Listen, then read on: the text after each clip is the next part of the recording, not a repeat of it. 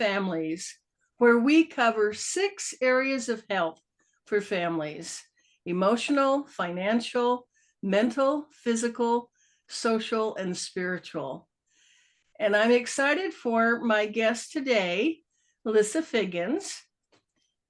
She is covering mainly the financial. That's our theme for this month. But as with all of our areas, there is some overlap. Lissa is a time management coach, priorities protector, and recovering should-do list girl. So, Lissa, welcome. I love your background. Thank you. Thank you. It is so fun to be here and get to speak with your audience around something that is so important, and that's how we're investing the resources that God has given us. So I love getting to talk about that. Like you mentioned, I'm a time management coach, but I find there's so many parallels between our time and our money, right? Absolutely. I love it. So we will tie that stuff together today. And just to give you guys a little bit more of a background where I am in my family stage of life, I am a midlife woman, just turned 50. I've been married to my husband for nearly 30 years. I'm mom to 3 who are all now out of the nest. And we don't have any grandbabies yet, but we do have dogs. So they're my fur babies that keep me busy between now and grandkids one day, Lord willing, coming.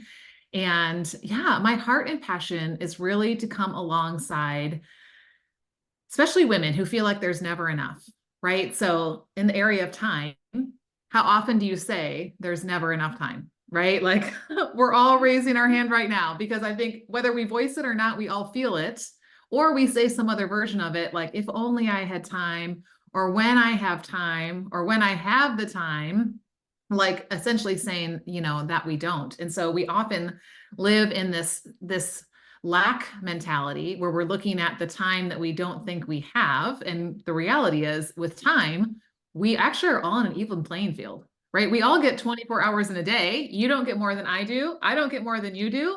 Yesterday, we were in Matthew 6 at church, and it was just really stood out to me that verse that says, who by worrying can add a single hour to his life, right? Like I can't even get one more hour in my entire life if I wanted to, let alone what I would hope for, right? And so really, when it comes to our time, it really comes down to how I am managing and stewarding it. And the same is true with our finances. Wouldn't you agree?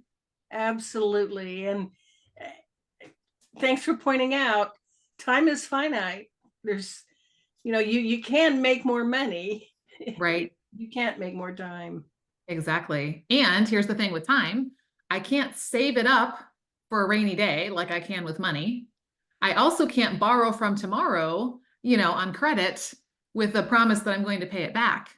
Literally every single day when we wake up, we are dependent on God to lay another 24 hours in front of us. And so it's really about the time management of it. Just like a financial planner would help you with the management of your finances. As a time management coach, I help people with the management of their time. And those two are so easily connected because here's the thing. If I want to know what truly matters to you, there are 2 primary places I'm going to look. Do you know what they are? Bank account and my schedule, my agenda. Yes. Yes, your bank account and your calendar, right? We give our precious resources, our time and our money to the things that matter, right? And so we can say something matters, but if I look in your bank account, or if I look in your calendar and I don't see any time or very little time going to that, I'm probably going to question whether or not that truly matters, right? Yes. And so I think we have to be aware of where our time and our money are going. Now, I don't know about you, but back in the day, you and I lived in a day and age when we actually had to physically hand someone money in order to purchase something, right? And for them to give us that item. And so there's a beauty in that because I could see this money in my hand. I could see it come out of my wallet. So I could see that I had less than I walked into the store with. I, tangibly, visibly had to hand it to somebody, give it over to them in exchange for whatever this item or service was, right? Yeah. And so I was much more aware of my spending of my money because I could see where it was going. Well, now we live in this day and age that, let's be honest, you don't even have to put your credit card number in. You can literally just push a button and it, voila, your product is in your, not only in your cart, but it's also on its way to you. And we grossly underestimate how much money we're spending on all these little things, right? Like $5 here, $10 here, $15 here. But then when your credit card statement comes or you open up your bank account, all of a sudden, right, you realize, oh my goodness, Where did where's it all the go? money going? Right? Yeah. Because we can't, it's like we can't see it. And I find the same thing happens with our time. Because time is not something I can see. I can see the numbers on the clock, turning the hours and minutes and things like that, but I can't really tangibly see my time. Therefore, it's really easy to give it away to a bunch of less important things.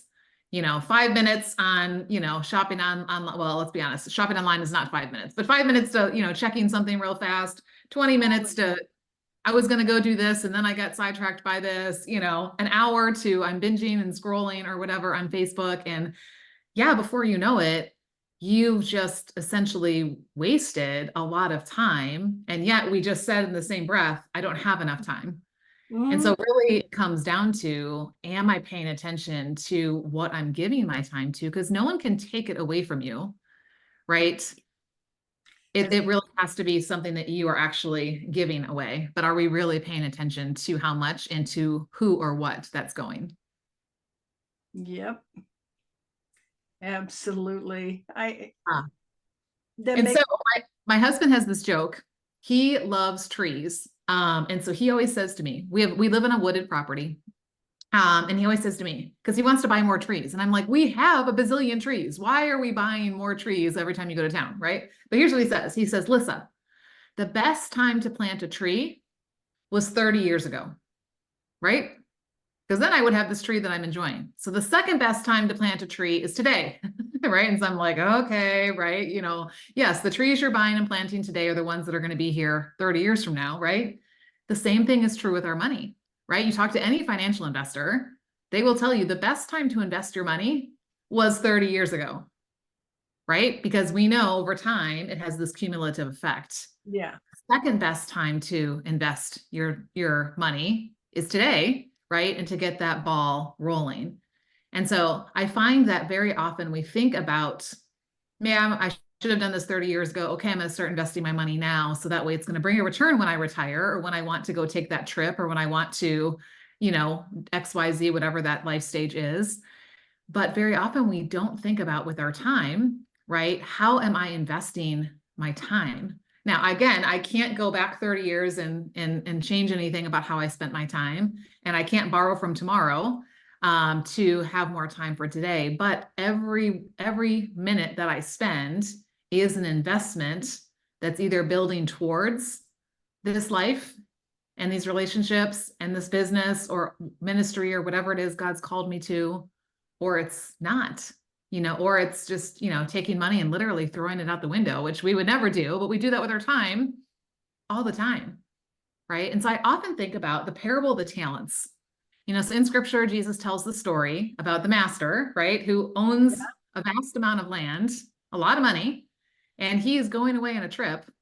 And so he calls in 3 of his servants and says, I'm going away. I'm going to give you a portion of my kingdom while I'm away to take care of, right? And so he goes away and they don't know when he's coming back. And he doesn't specifically tell them what to do with that money when he leaves, but we can tell by his response when he comes back what he expected them to do. Right? Because the one guy, well, 2 of the guys, they went and they invested in it and they grew that return, right, on that money that he had given them. Yeah, they doubled it, right? And it didn't matter if the one guy started with 5 or the other guy started with 2. The fact was they invested it and it grew and it built his kingdom, right? So when he comes back, what does he say?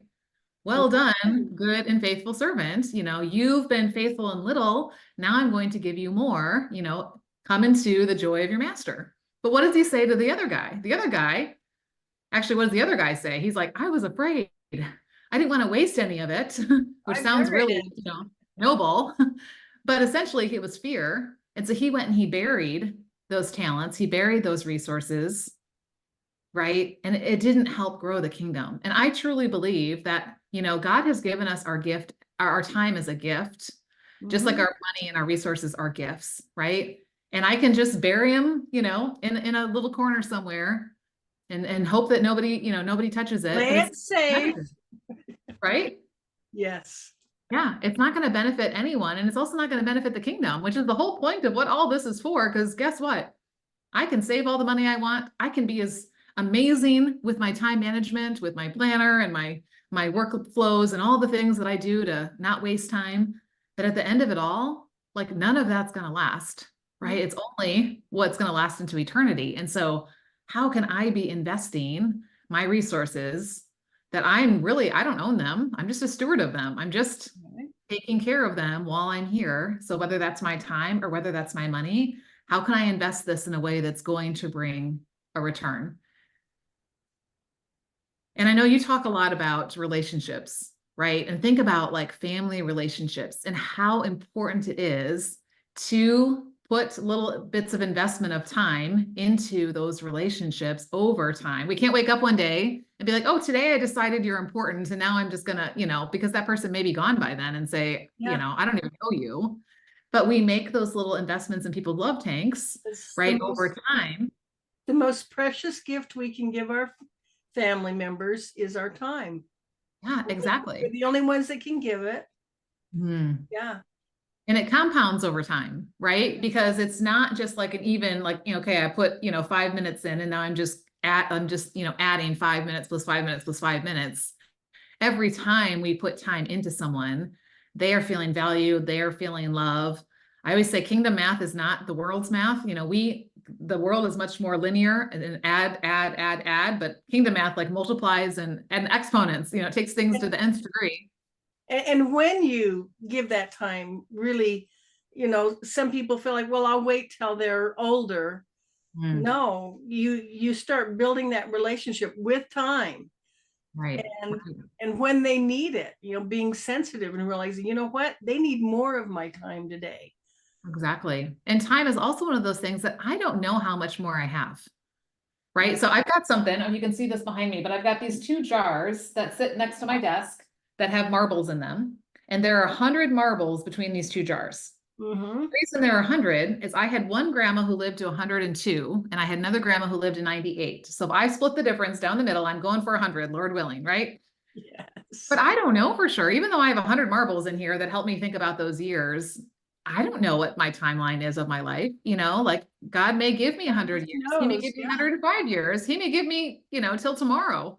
And so if I'm waiting, like you just said, if we're waiting for the right time or another time, or when I have time to invest in these things that we say matter, like our relationships, like our health. I mean, I'm thinking of all these areas you mentioned in the beginning, right? Like our faith walk, like our finances, like, all these different things, it could be too late, right? Like literally, right? It could be too late. And so I actually keep one of these marbles sitting on the desk because this is the only moment in time I can do something about is the right now. Right. So when I look at the past, I'm grateful. They held a lot of really hard things, a lot of really good things, a lot of, wow, how did that happen things. I can't go back and change them, but I can trust that, God had a purpose for it. And so I can just be grateful. And the years that are yet to come, I don't know what's in that jar. I don't know what those years are going to hold. I'm sure there will be good things and there will be really hard things and there will be a lot of what just happened things. But I can have faith about those things and not waste time worrying about the future, right? Because it's not going to add an hour to my life, right? Nope. But I can focus on what am I doing with what I have in my hand. Just like if you had $100 bill right now in your hand, guaranteed, you would think carefully about what you were going to do with it. You wouldn't just throw it on the ground, right? And it's the same thing that we need to do with our time is to think about what am I doing with this time? How am I investing it? And what is going to be the return on that investment? Absolutely. And Totally. so, yeah, it's just, there are a lot of people who want our money. We live in we live in an age, right, where there are advertisements all the time bombarding us. We get emails bombarding us. We get text messages now bombarding us to spend money on their stuff. You try to watch something on YouTube and you can't start the YouTube until you watch the commercial of somebody trying to sell you something. Like there are people wanting our money all the time. And And our time. exactly. That's what I was just going to say. And our time. And there's a whole industry out there that is working on these devices we carry around like an extra appendage. And their whole focus is to get us addicted and to give us their time, even if it's just something as silly as Candy Crush. I mean, like, seriously, at the end of your life, you're not going to lay on your deathbed and say, I wish I would have played more Candy Crush and given that more of my time. It's going to be, I wish I would have invested in these people who are, who are around me, or in these ministries, or these callings, or things like that, and so we have to really be on our guard when it comes to our time, and almost be like the gatekeeper, right? Checking and saying, yeah, before I just give this to you, is this really what I want to do? Just be aware. I mean, how often, I'm just thinking recently of how often I just suddenly realize I have been scrolling for over an hour.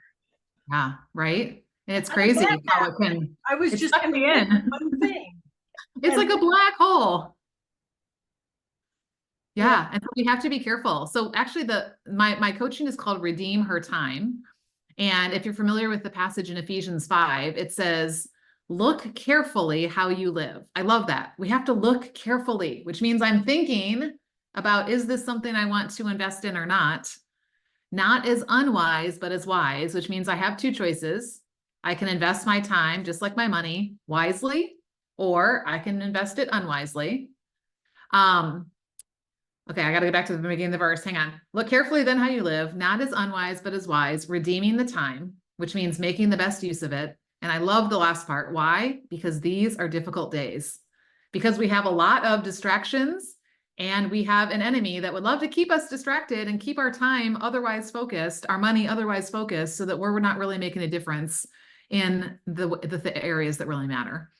And so you're right. We have to be aware of what time it is and what it's time for, right? Not just, I don't just need to know the minutes on the clock, but I also need to know what's the purpose behind this time that I have right now.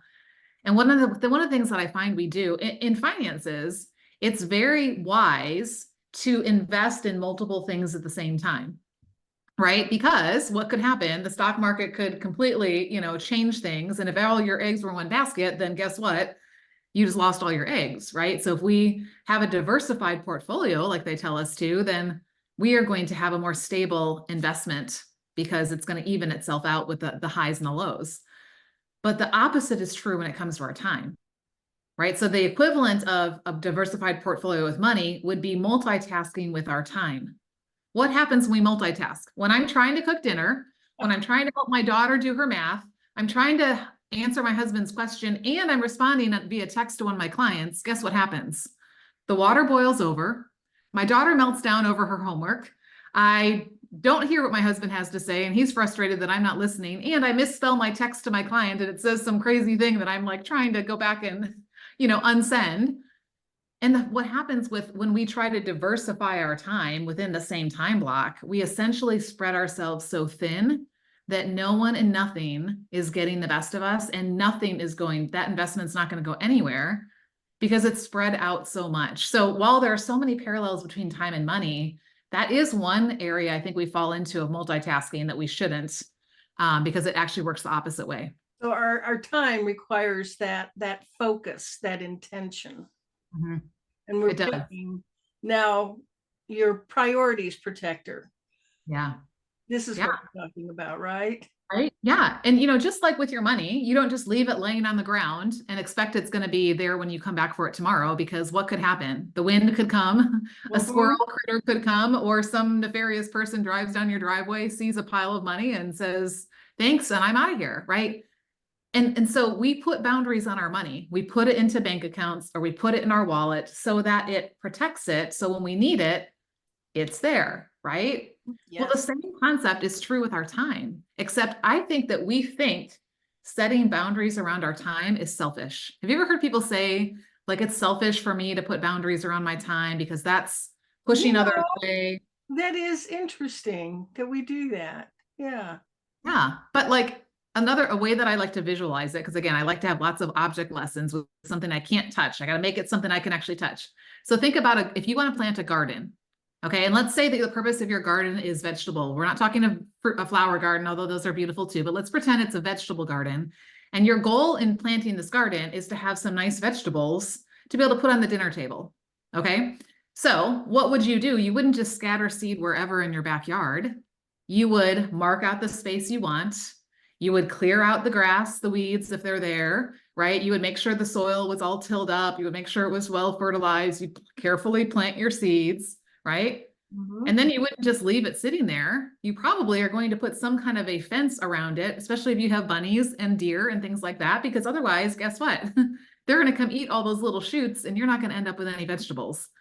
And so when we think about boundaries around our time, instead of thinking, oh, this is a selfish thing and I'm telling people to stay away, what it's doing is it's protecting what's inside so that what's inside can grow, because what's inside is what really matters.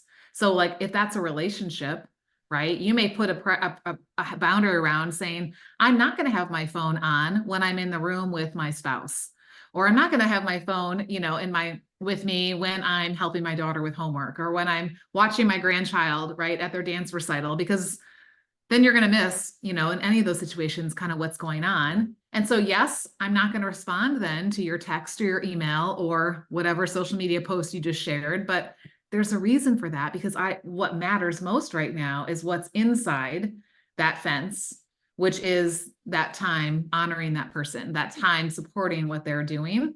And that keeps the critters away so that what is important inside can actually grow. That is a excellent analogy. I also like to think we would block out time for a business meeting. Why not block out time for a family meeting? Exactly, right? But here's the other thing. I speak to women specifically. One, because I am a woman, but two, because I think that we often think it's selfish to block off time for ourselves. We'll block it off for a business meeting, like you said, and we'll block it off for a family activity. But what happens to taking care of ourselves, body, mind, and spirit? It's very easy to be like, oh, that's selfish. There's not time for me. I should be serving other people, right? And we wear Self-care gets put on the back burner. Yes, we do. exactly.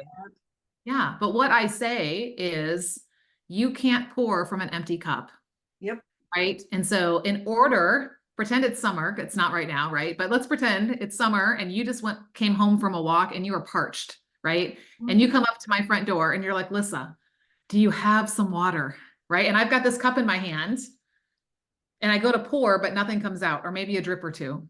Right. No matter how much I want to pour my time, my energy, my love, whatever into your cup, I got nothing. Right. And so instead of saying, you know what, that'd be really selfish for me to go fill my cup first and then come back to you. Like that's actually the selfish thing, is not to fill our cups. Yes. And to not put boundaries on our time and allow our time to go to all these other things and then have nothing left to give to the people that we say matter most. And so I'm a big proponent of, you need to fill your cup first. And it's not selfish. It's actually, obviously it can be taken to an extreme, what we're talking about in a healthy way. That's time well spent, so that then I have something to give to those relationships, or to that ministry, or to my business, or to, right, whatever that thing is that's in front of me. Yep. Yeah.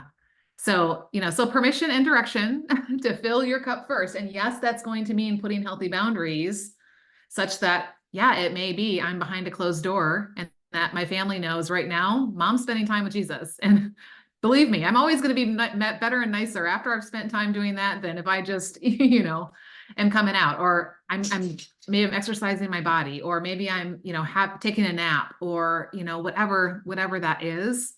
And then when I'm ready to go and then, pour into them, guess what? They're going to get so much more in order to do that. So that's actually something I love sharing, because I feel like that's one of those areas of our time that we think it's not wise to spend it that way. And yet that time is never going to show up on its own. And so when we see the value in it, in helping us to do these things we're called to, then we start making the time for it. And then we actually start seeing more productivity in the other time we have, because we're coming to it filled up. And this is a valuable thing to teach our children. Oh, for sure. Yeah. And they can understand that. They can see Mom's a lot more fun to be around if she's just had that time to herself. So, Right? Yeah. Yeah. And explaining the why behind it, right? Of, it's just like if my phone is dying, I can keep trying to make it work, but eventually it's going to get down to zero and it's going to be no use to anybody. yeah, Right. And so even our kids understand that when the iPad's starting to die or the laptop or whatever, right, the device, they go and plug it in because without a full battery, it's not going to do anything. yeah, Right? mom needs to charge her batteries. Exactly. Yeah. And that's a healthy boundary. That's a healthy investment of time, as long as it's obviously done in a right way, because it can go to the extreme of now I'm neglecting things. But when it's done in a right way, then it only enhances that. And then they know when mom is with me, she's not going to be trying to answer email and do the text and scrolling and all of that, right? I mean, they say so many kids and grandkids are seeing the tops of their parents and grandparents' heads because their time is being spent on in front of a screen rather than, the child that's growing up right before their eyes and missing out on that. And here's the thing, you can't go back and get that time again. Nope. You can't go back and respend it, right? Like I can return something if I buy something and it doesn't fit, or I decide that, maybe that wasn't the best use of my money. Guess what? Most times I can return it and get my money back.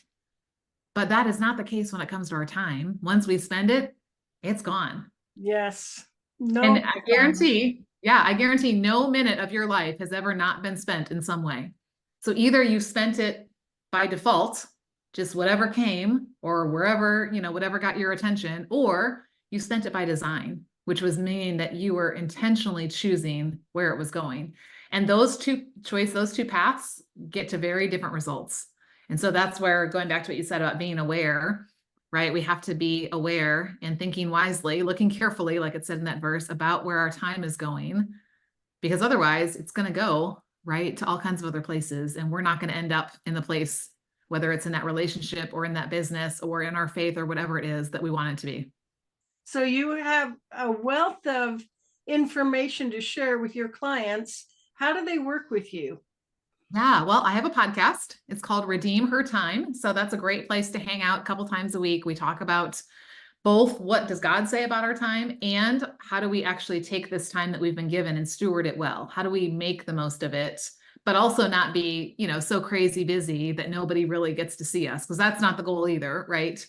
And we don't want to be miserly with our money. You think about someone with our time. You think about somebody who's miserly with their money, right? They're so penny pinching that they're not generous with it. I want to be generous with my time. And that Yes. comes from the ability to use it wisely so that I can give it to the things that matter. So the podcast is a great way to hang out. I also have a free guide called Fill Your Cup First. Because again, like I talked about, this is this place that so many of us get stuck, especially women, right? Especially because we think we should always be pouring out into other people all the time. And it's selfish not to. So in the guide, I give permission to do this. And I also give direction on how to do it, no matter what season of life you're in. You may have little kids, you may have grown kids, you may have grandkids, right? And so it feels like someone or something always needs your attention. And yet you can still make time to fill yourself up so you can pour into them. So that guide is my website, which is at redeemhertime.com. So that'd be a great place to go. And if anyone's interested in talking further, you can click on the Work With Me tab and we can, talk about that a little bit more as well. So the guide is on your website. Guide is on the website right at the top. And if it's your first time on my website, it'll probably pop up, when you come, and then you can just request it and I'll send it to your inbox. And it comes with a coaching video too. So that way it's not just a written guide and a printout worksheet for you to use. It's also you're hearing coaching about what does this mean? And how do I do this? And how do I make time for this? Because I'm already busy. How do I, find time for myself when I already feel like I don't have enough time? So part of it is a shifting how you think about it. And then part of it is a shifting how you use your time. So just redeemyourtime.com. Redeemhertime.com. Redeemhertime.com. Yes. Wonderful. I love this. I love these services you're offering, Lissa, and I love how they can help enhance family life. Well, here's the thing. We all have time every single day that we have to choose, right? Or we get to choose how we spend it. And so I love being able to help especially women, see I really do have all the time I need because God's given me, he would have given me 25 hours if he thought I needed it, right? Exactly. And I can, even though it may feel like I'm really busy, it may feel like I don't have enough time, I actually can choose to use it wisely and see things grow that matter, like my relationships. I love that. Thank you so much. You're welcome. Thank Thank you for you. joining us. And for my audience, join us again next week at the same time. Until then, love yourself and love your families. Let's make the world a better place by strengthening families. This is Emmylou Penrod with healingyourfamilies.com.